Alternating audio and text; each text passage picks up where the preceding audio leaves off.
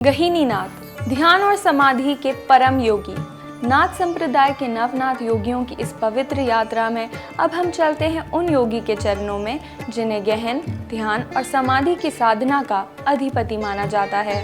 गहिनीनाथ, उनकी कथा ये बताती है कि योग का सर्वोच्च स्वरूप ध्यान है, जहाँ साधक आत्मा और परमात्मा का मिलन कर लेता है। नाथ परंपरा में गहिनीनाथ का उल्लेख एक ऐसे योगी के रूप में होता है जिन्होंने साधना के मार्ग पर गहन ध्यान और समाधि को प्रधानता दी। शास्त्रों में स्पष्ट है कि गहिनीनाथ समाधि योग के आचार्य थे। उनकी साधना का केंद्र बाहरी कर्म नहीं बल्कि आंतरिक एकाग्रता थी। गहिनीनाथ की साधना का मुख्य आधार था ध्यान। वह लंबी अवधि तक मौन होकर आंखें मूंद कर समाधि में बैठते।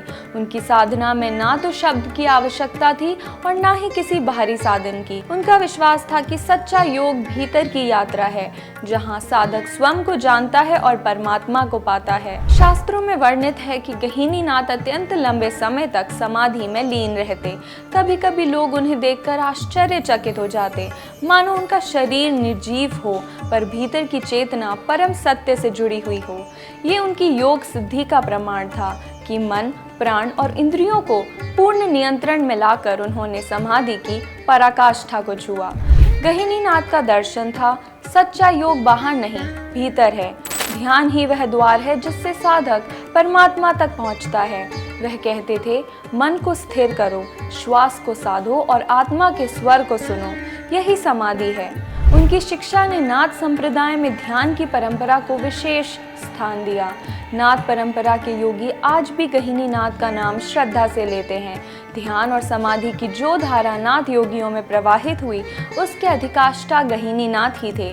उनका जीवन ये संदेश देता है कि योग का अंतिम लक्ष्य समाधि है, जहाँ साधक स्वयं को खोकर परमात्मा में मिल जाता है। तो ये थी गहिनीनाथ की कथा।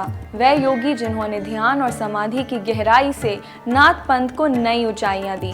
लेकिन अब हमारी यात्रा पूरी होगी नवनाथों के अंतिम आचार्य के साथ। वह है नागनाथ। नागों से जुड़ी साधना, शक्ति और रहस्य का आधिपत्य नागनाथ की पहचान है।